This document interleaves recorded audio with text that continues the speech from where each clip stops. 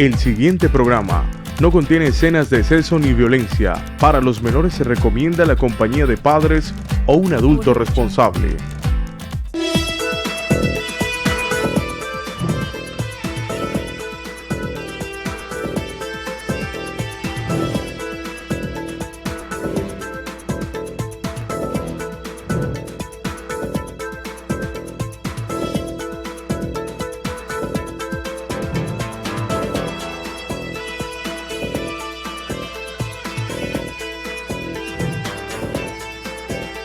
Sin tantos cuentos, con Diego Ramos.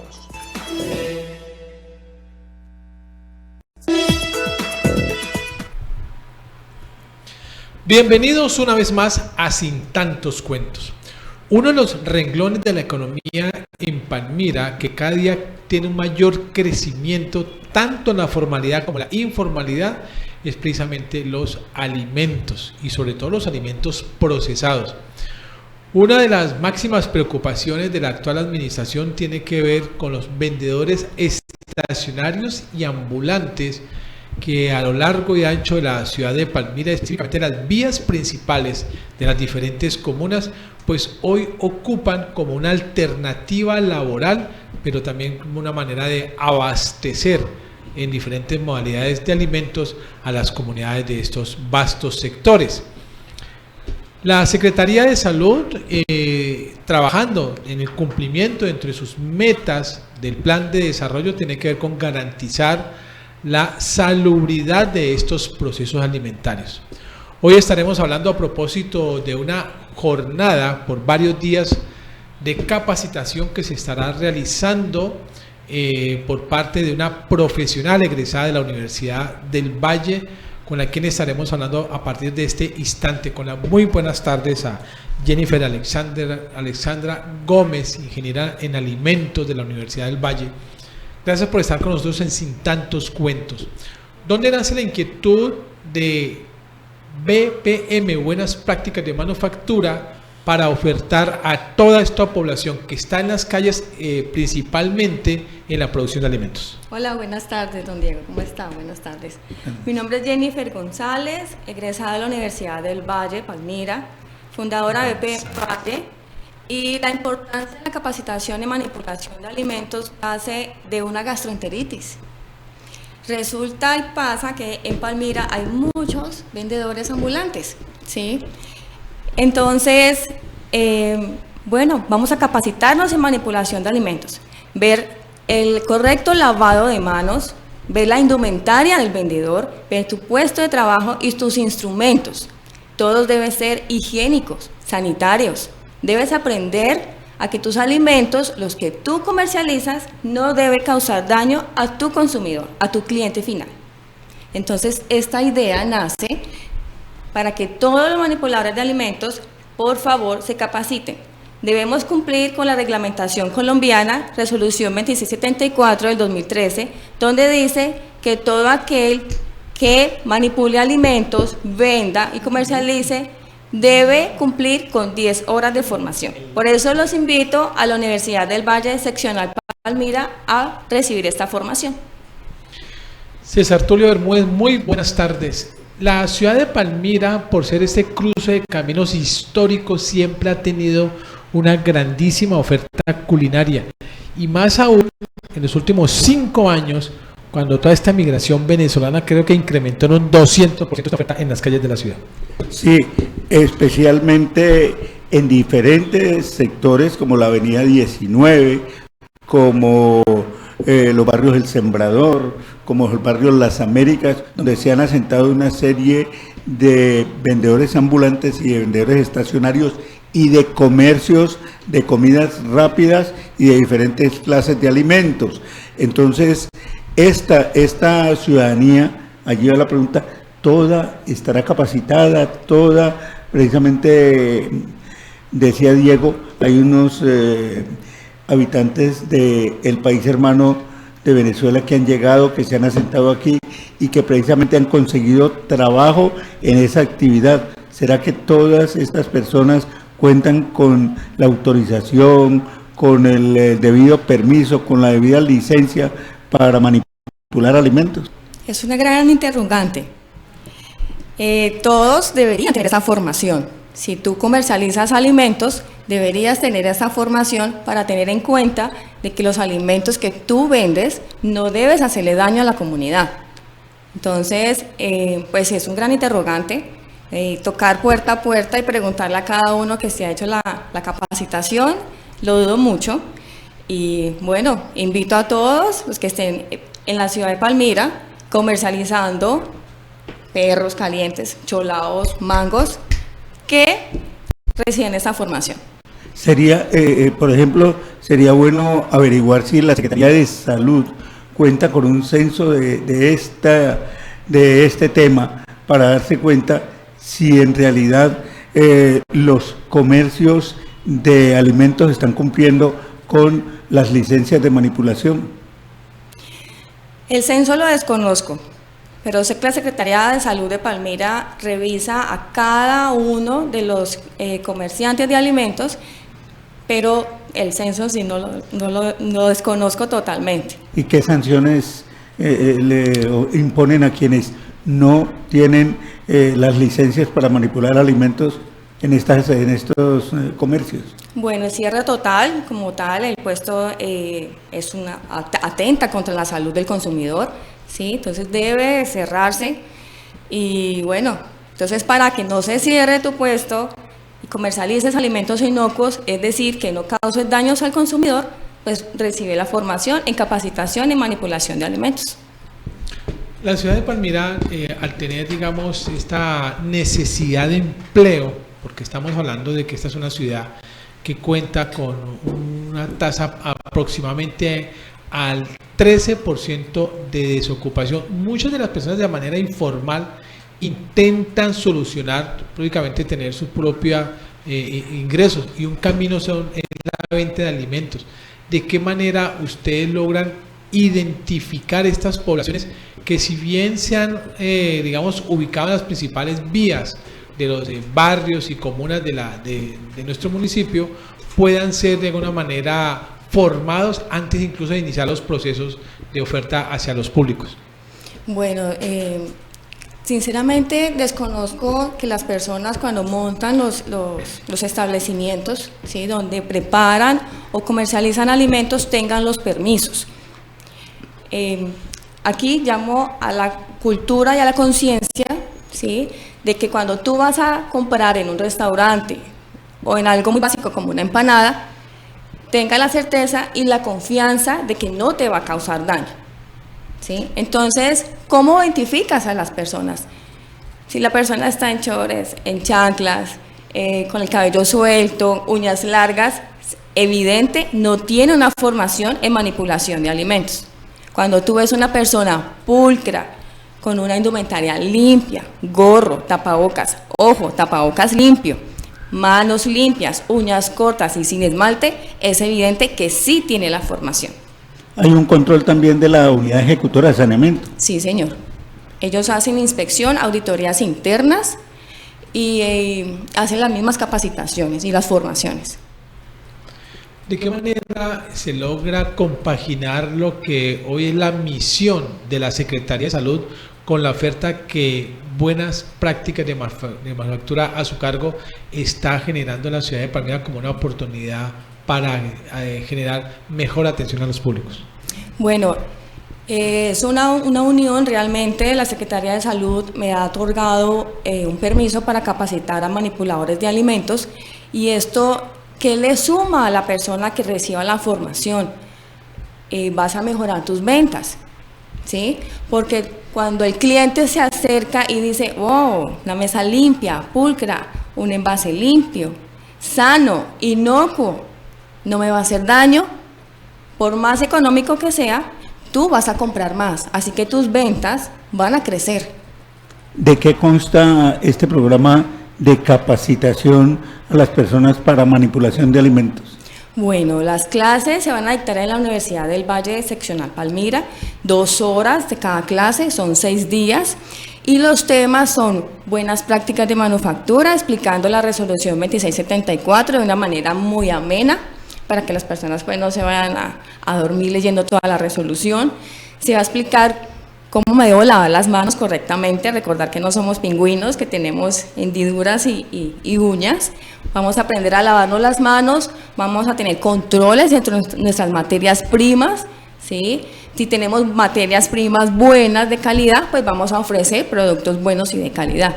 Vamos a conocer la calidad del agua con que lavamos nuestros utensilios, nuestros alimentos y nuestra indumentaria.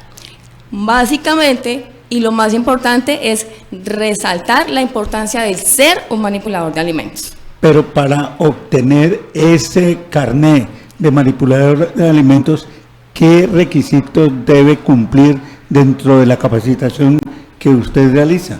Bueno, debe recibir la formación como tal. La resolución es clara, dice 10 horas mínimo que debe recibir un manipulador de alimentos, una capacitación, no es una hora, son 10 horas, por eso se desglosó en 6 días. Y como básico, pues tú debes trabajar o manipular alimentos. Pero ¿qué nos garantiza que el señor que hace el curso quedó bien capacitado? Porque puede ser gente que haga el curso de manipulador solo por obtener el carné, por hacer una vuelta, pero llega y manipula las cosas como no deben ser. Bueno, aquí vamos a hacer un cambio de cultura, vamos a hacer un cambio del chip, ¿sí? Eso es lo primero, concientizar a la persona que tú eres manipulador de alimentos y tienes en tus manos la salud del consumidor.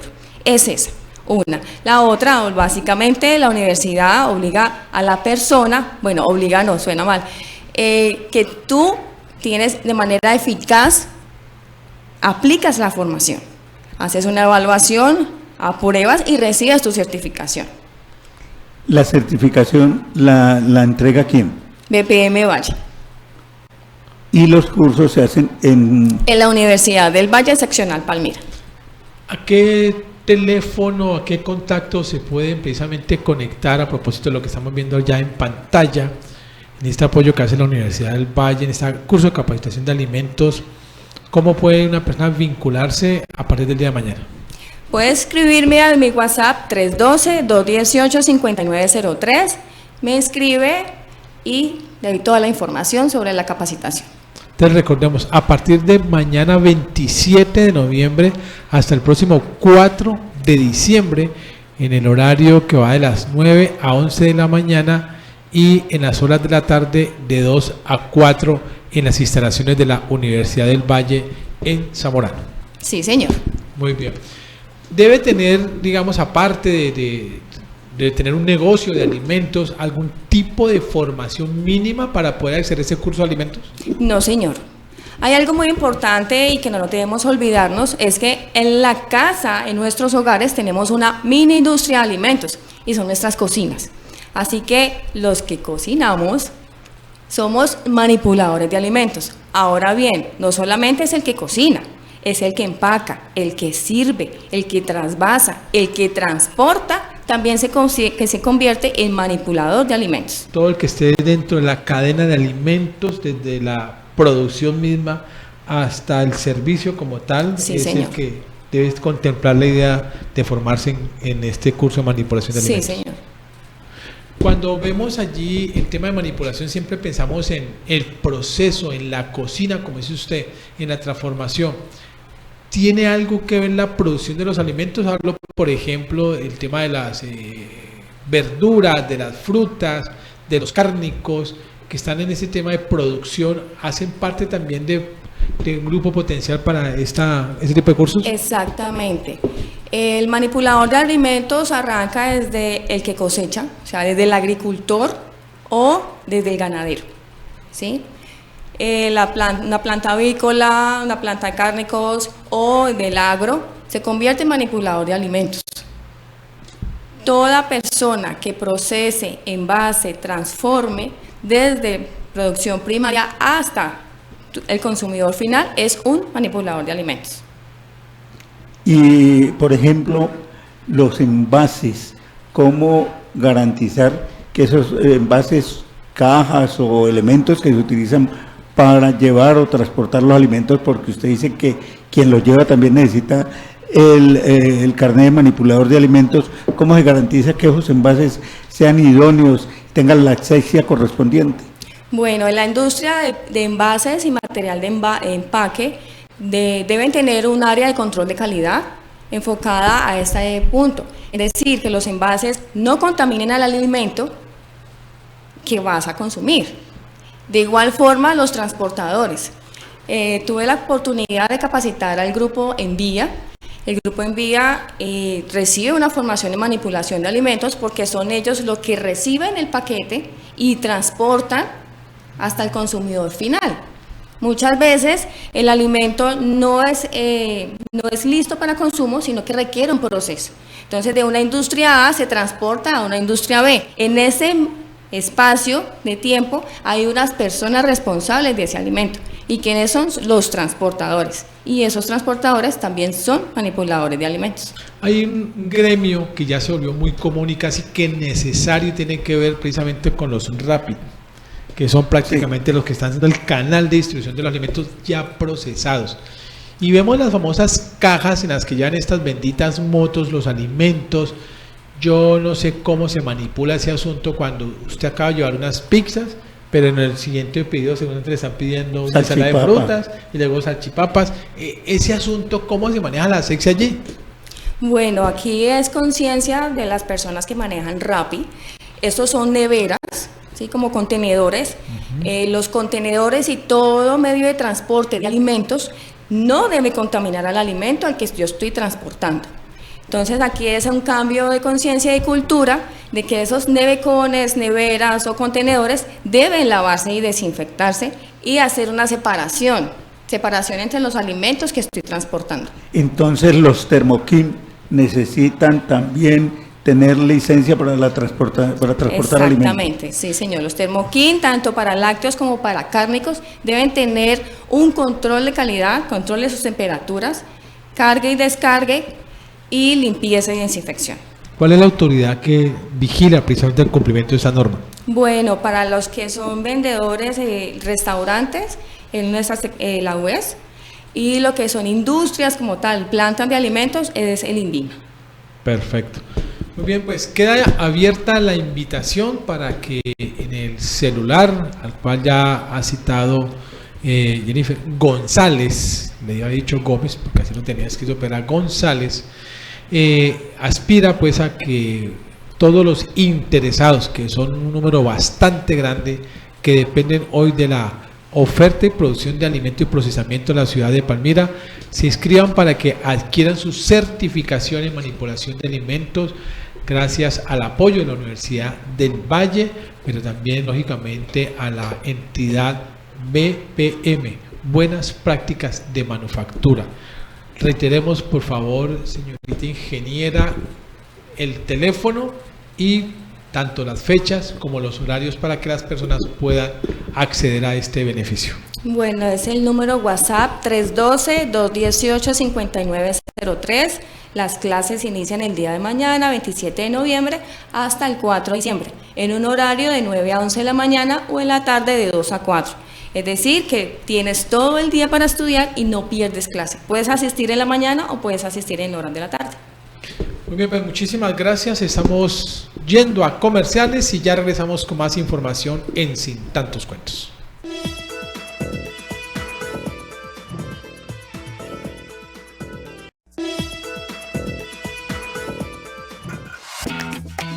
¿Vos te acordás cómo era Palmira hace 20 años? Las familias eran grandes y la ciudad pequeña. Los niños jugaban en las calles y había más bicicletas que motos. Y algunos aún usaban las Victorias del Parque Bolívar como medio de transporte. ¿Y no habían centros comerciales y tocaba ir hasta Cali? Sí, hasta que en el año 2004 Gamatelo le cambió la historia a la Villa de Las Palmas. Uy, pero yo apenas estaba naciendo. Ese año se inauguró Llano Grande, el primer centro comercial de la ciudad, inspirado en la arquitectura tradicional de una hacienda vallecaucana, un espacio ideal de encuentro, compras, diversión y mucho entretenimiento familiar. Uy, yo alcancé a jugar en los carritos chocones y fue la primera vez que entré a cine. Sí, Llano Grande llegó para crear una nueva cultura en Palmira, ofreciendo la posibilidad de encontrar todo en un mismo lugar. Muchas gracias. Llano Grande ha conectado bien con los palmiranos, convirtiéndose en el primer centro comercial de una ciudad intermedia en tener marcas importantes como McDonald's, Cinemark, KFC y Starbucks, a las que se han venido sumando marcas de gran envergadura como Estudio F, Vélez, Éxito y Juan Valdez, y ahora último Skechers y Miniso.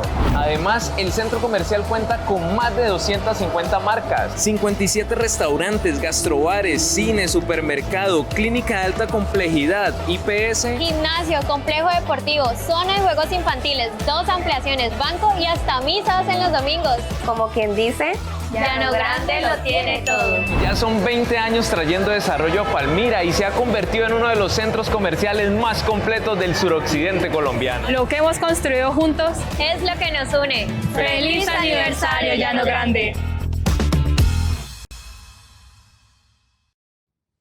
En Palmimoto CDA, tu tiempo es tan valioso como tu moto.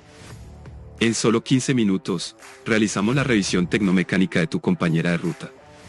Disfruta de un corto descanso en nuestra cómoda recepción, mientras nosotros nos encargamos de realizar la certificación de tu motocicleta. En Palmimoto CDA encuentras el proceso más profesional y ágil para cumplir la norma sin estrés. No olvides que puedes financiar la revisión con Sistecrédito o Crédito ACR.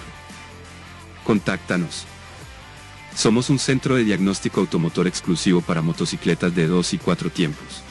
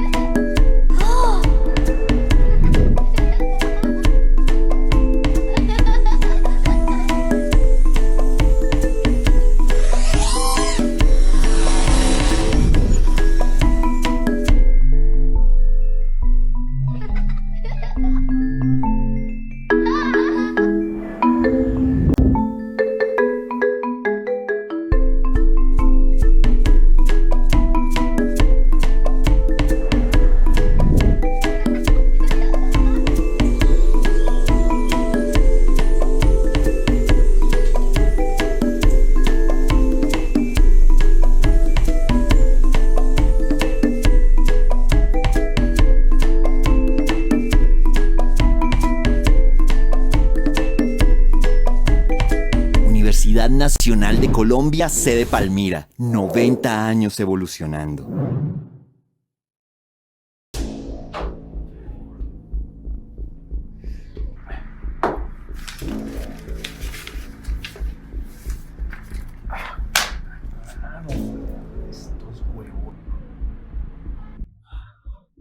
¿Aló? ¿Hablo con los rezagados? ¡Aló! ¿Están buscando los rezagados? Ya se los ubico.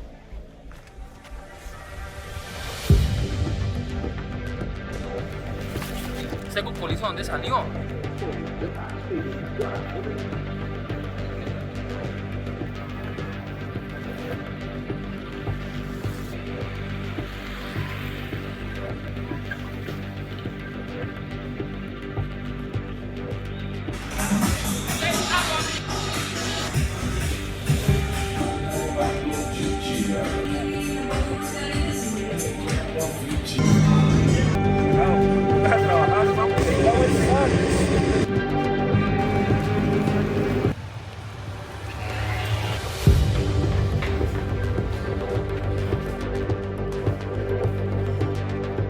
¿Aló? Necesito a los rezagados o liquidaremos CNC. ¿Quién diría que es tan fácil entregar lo mejor a quienes amamos? Que es tan sencillo entregar nuestro cariño a quienes nos han cuidado desde siempre. Entregar lo mejor de nosotros para cuidar nuestra salud, para cuidar la vida. Siempre podremos entregar lo mejor para cuidar lo que más queremos.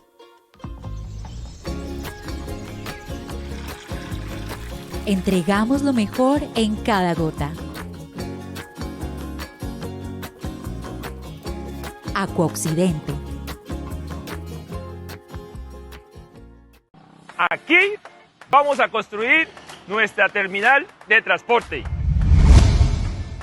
en el complejo La Carbonera. Estará ubicado contiguo a la Universidad del Valle, al lado de lo que será nuestro centro de excelencia en salud, al frente del centro recreacional La Carbonera, y como eje integrador nuestro bulevar La Carbonera. En movilidad, nuestra terminal de transporte estará ubicada estratégicamente sobre la avenida La Carbonera y al lado de nuestra línea férrea. De esta manera estamos generando competitividad para nuestra ciudad, por el bienestar de todos los palmiranos. Por eso, con voluntad, todo es posible.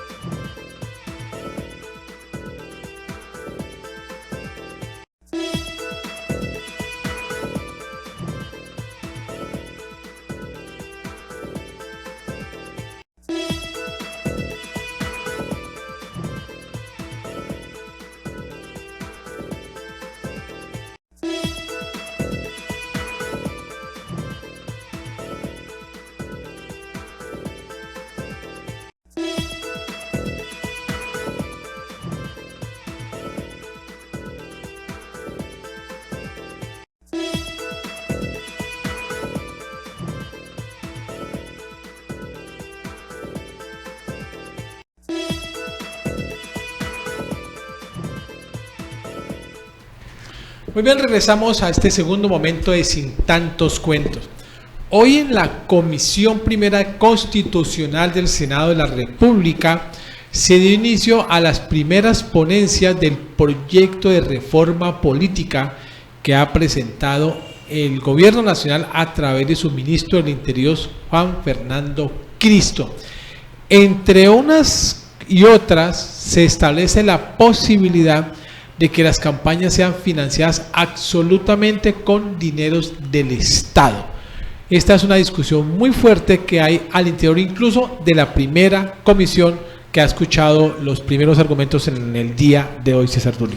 También se habla del fortalecimiento de los partidos y de listas cerradas, que esto es lo que tiene que ver la reforma política. Hoy se realizó precisamente lo que se denomina en otros ambientes y lo que le hizo falta a el área metropolitana, la socialización de la reforma política con diferentes entes y con una reunión mixta que orientó la Comisión Primera del Senado de la República. También se habla de las garantías y de una autoridad electoral independiente de la política partidista y de las listas cerradas, de manera que ese es el debate que se va a dar dentro de los próximos días y que se inicia planteándose desde el día de hoy en la Comisión Primera del Senado de la República para hablar sobre la reforma política.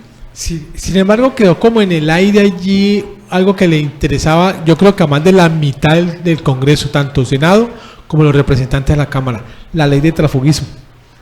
Sí, porque de eso se habló mucho, pero en el proyecto no aparece hasta ahora. En el proyecto no aparece ni se habla de la ley de transfugismo, porque pues hoy precisamente el liberal Fabio Amin es el ponente, estuvo presentando toda esta reforma política que fue objeto de comentarios y la cual fue coayudada precisamente por el ministro Cristo, quien estuvo presente en esta socialización.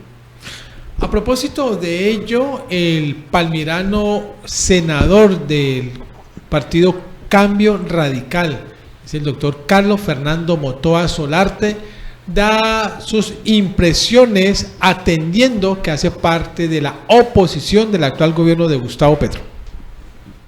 La llamada reforma política, que es una modificación a cerca de 8 artículos de la Constitución, por supuesto que requiere un debate amplio. Estamos insistiendo en que se logre consenso, sino la imposición del gobierno sobre las reglas democráticas. Es lo que corresponde en este tipo de trámites. Por ahora hemos logrado, al interior de la reunión de ponentes y como integrante de un partido de la oposición, que se modifique ese criterio de en las campañas políticas solo permitir financiación estatal. Se ha modificado ese artículo y se establece la posibilidad de continuar con las donaciones por parte del sector privado y, por supuesto, incluir alguna participación de financiación estatal, parcialmente, no en la totalidad como lo buscaba el gobierno. También logramos modificar la conformación del Consejo Nacional Electoral, que va a ser por medio de una convocatoria pública, donde van a participar también las altas cortes, la Corte Suprema de Justicia, la Corte Constitucional, y el Congreso en pleno elegirá. En ese tema, particularmente, falta mucho más debate. Hay que garantizar una segunda instancia al interior del Consejo Nacional Electoral, que, como yo lo he venido advirtiendo, es una autoridad que constantemente limita derechos fundamentales, como son la participación en los procesos electorales, derecho a participar y los procesos políticos. Listas cerradas, una discusión profunda, sobre ese punto no hay acuerdo y estaremos presentando modificaciones a la casi totalidad de los artículos que se ha planteado. Esto no es una norma que se pueda llevar simplemente imposición de mayorías, ni que se haga pupitrear. Requiere el debate profundo, amplio, de los diferentes partidos políticos y, por supuesto, tratar de entregar las mejores garantías en materia electoral para que el ciudadano recupere la confianza en los partidos políticos. La oposición entonces del senador de la ciudad de Palmira por Cambio Radical, Carlos Fernando Motoa, en estas primeras de cambio que se están generando a partir de la presentación por parte del gobierno nacional a través de su ministro del Interior del proyecto de reforma política, que entre otras busca casi que de manera obligatoria la lista paritaria, por un lado, en términos de género 50-50, ya no el 30% como se había establecido, como también listas cerradas. Habrá que esperar, lógicamente, de acuerdo a las dinámicas y a la historicidad de cada uno de los partidos políticos, cómo acogen esta propuesta. No todos los movimientos o partidos políticos en Colombia pueden o tienen la capacidad, por ejemplo, que en su momento hizo Centro Democrático a través del caudillismo de Álvaro Uribe, para con lista cerrada prácticamente garantizar un paquete grande de senadores, cuando la cabeza de lista era el expresidente Álvaro Uribe Vélez. Muchas situaciones que tendrán reforma, porque ya decía el senador Motoa que la financiación hasta el momento ha sido modificada. Decía que únicamente la financiación sería estatal. Ya se abre la puerta para que algunas entidades privadas puedan aportar a las campañas y que cuenten también con un recurso entregado por el Estado. Lo propio está haciéndose el análisis, como usted decía, Diego, de lo que tiene que ver con las listas cerradas, que no ha sido modificado hasta ahora, pero en cambio sí se habla ya de una modificación al sistema electoral colombiano, teniendo en cuenta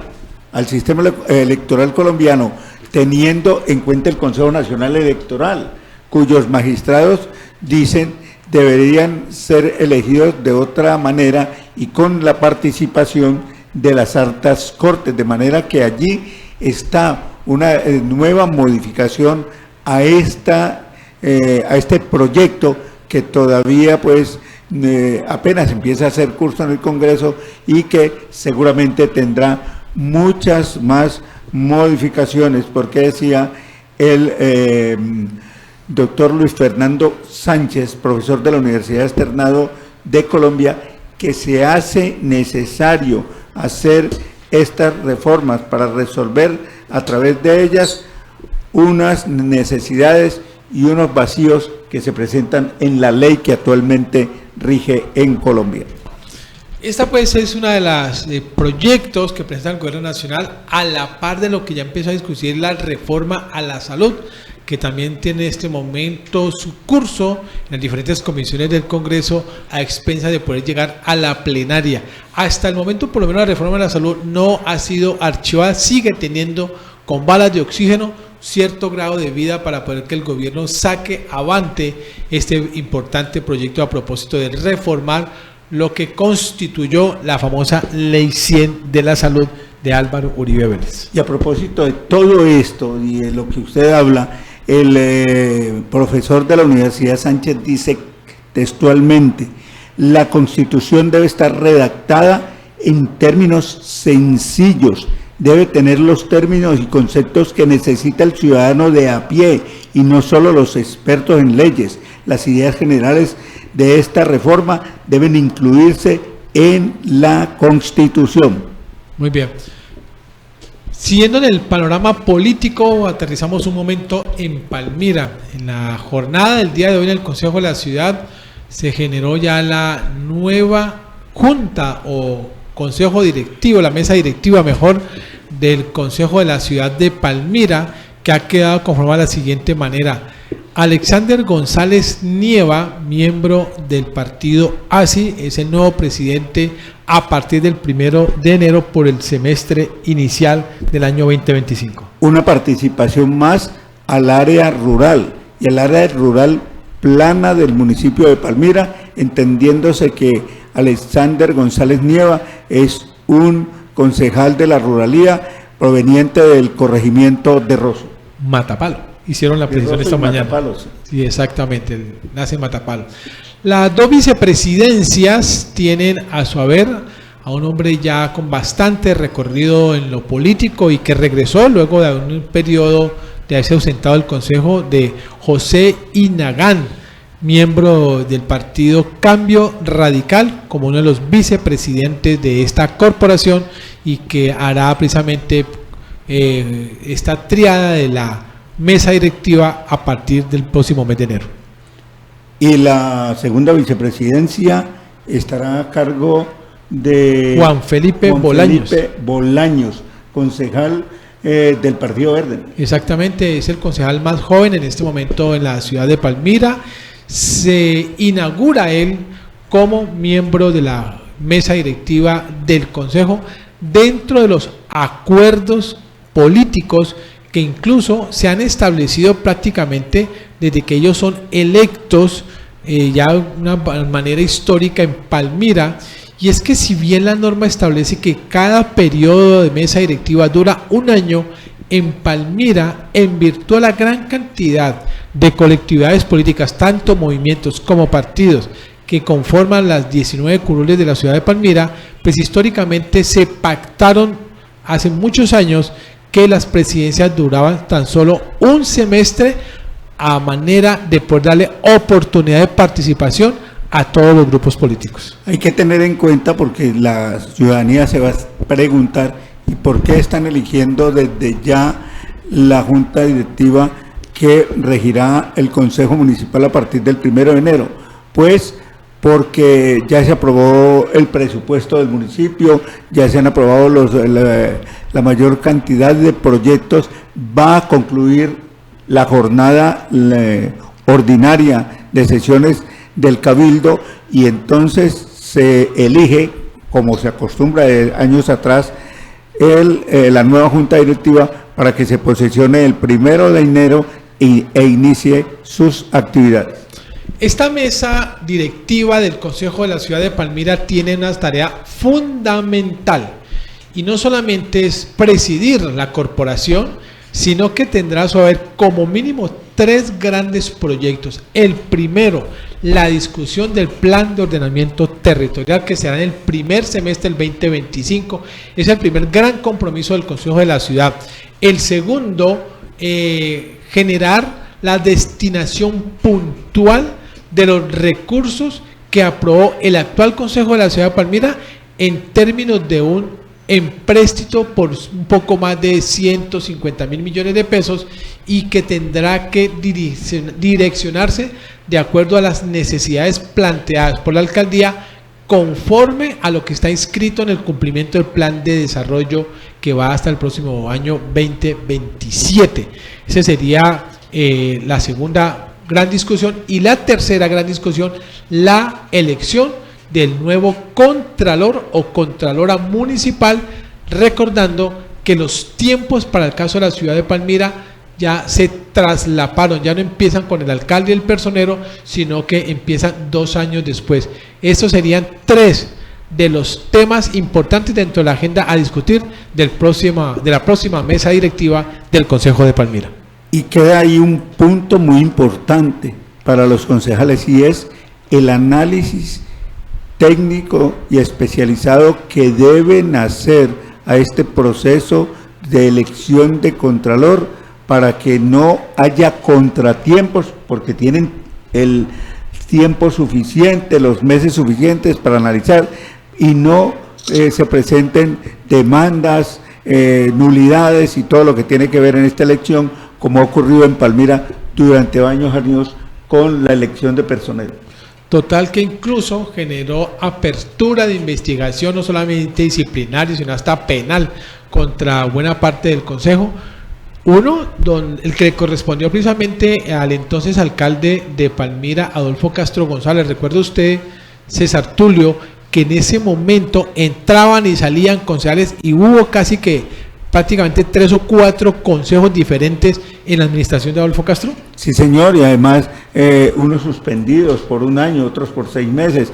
Y lo que más le llamaba la atención a uno es las suspensiones más amplias para personas que son especializados en derecho, que son graduados como abogados y que conocen la ley, y por conocer la norma, la sanción era más amplia. Sanción ejemplarizante, precisamente porque sí, tenían señor, conocimiento de causa. Y ese no fue el primer caso, un segundo caso que también tiene aún incursos y viva la demanda, con la elección del expersonero Rojas Doncel, ¿se acuerdan? Efraín Rojas Doncel. Efraín Rojas Doncel, exactamente, que posteriormente también fue demandado en el municipio de Buga, y allá lo retiraron. Sí, señor, de manera, porque no solo fue personero en Palmira, sino que se fue a Buga, lo eligieron, pero allá resultó que hubo situaciones por parte del Consejo Municipal que ocasionaron que fuera suspendido y destituido, y se nombrara un nuevo personero para Guadalajara. Sí, señor. Hay que recordar incluso que aquí nuestros vecinos vieron también salir a un personero municipal, hablo de los vecinos del municipio del Cerrito, a otro palmirano, Jairo Chaparro. Sí, señor. También se presentaron situaciones con él después de haber sido elegido como personero del municipio de Cerrito, y debió dejar el cargo a raíz de determinación judicial. Exactamente, o sea, importantísimo entonces lo que confiere a la agenda de los concejales el próximo 2025, en cabeza de Alexander González Nieva, nuevo presidente a partir del 1 de enero del próximo año, y que tendrá, repetimos, 3 temas fundamentales en su agenda. Primero, el plan de ordenamiento territorial. Segundo, la destinación específica a los proyectos de la inversión de acuerdo a los empréstitos que se autorizaron el presente año. Y tercero, la elección del próximo contralor o contralora. Lógicamente, los demás proyectos que amerite la alcaldía de Palmira bajar a la discusión de los concejales. Y hay que hacer énfasis en que uno de los proyectos vitales para el desarrollo de Palmira es el plan de ordenamiento territorial, que va a definir si se corre la cerca o no cómo se va a trabajar de ahora en adelante a partir de que se apruebe ese plan de ordenamiento, en dónde puede la ciudad crecer hacia arriba, no hacia los lados, hacia arriba. ¿Hacia arriba qué quiere decir? Que se autorice la construcción de bloques de apartamentos, que han sido muy pocos los que han venido construyéndose en Palmira, a excepción de los ubicados en la zona de Santa Bárbara. De Ciudad Santa Bárbara. Y algunos ubicados en la zona entre Mirriñao y La Merced. Y lo que está sucediendo ahora, el crecimiento urbanístico de torres de apartamentos en la zona de las Italias, en la zona sur de Palmira, es también. Sin embargo, Palmira hoy todavía cuenta con cerca del 30% del territorio del casco urbano sin construir. En ese sentido, pues no tiene caso expandir la ciudad cuando al interior todavía tenemos muchísima área para desarrollar y mejor aún, con viabilidad de servicios públicos. Ese es un tema que tendrá que analizar perfectamente la municipalidad, el consejo, pero ante todo incentivar, estimular o colocar en orden a los constructores para que desarrollen la parte del casco urbano antes de interesarse en las periferias. Es cierto lo que usted dice, Diego, pero allí hay que tener en cuenta el plan de desarrollo, el plan de ordenamiento territorial, porque como bien lo dice usted, hay unos sitios en la ciudad para construir, pero hay sitios o lugares de Palmira donde solo se puede construir viviendas o edificios de 2 pisos, porque lo dice el plan de ordenamiento territorial. Entonces habrá que tener en cuenta eso. Otra de las situaciones que hay que tener en cuenta es las normas establecidas por la aeronáutica civil, porque como estamos en una ciudad que tiene un aeropuerto y que está cerca del aeropuerto, allí se establecen normas sobre la altura de torres para comunicación, como la de las empresas de telefonía o las empresas de radiodifusión. También se determina en qué partes no se puede construir a raíz de determinada altura, porque esas son rutas aéreas. Todo eso lo tiene que tener en cuenta el plan de ordenamiento territorial. Muy bien, César Tulia, pues muchísimas gracias. Creo que con esto hemos terminado por el día de hoy en Sin Tantos Cuentos. A los televidentes de Legón Telecomunicaciones, a los internautas de @CNC Palmira, mil gracias. Nos estaremos viendo nuevamente aquí con otro tema en Sin Tantos Cuentos.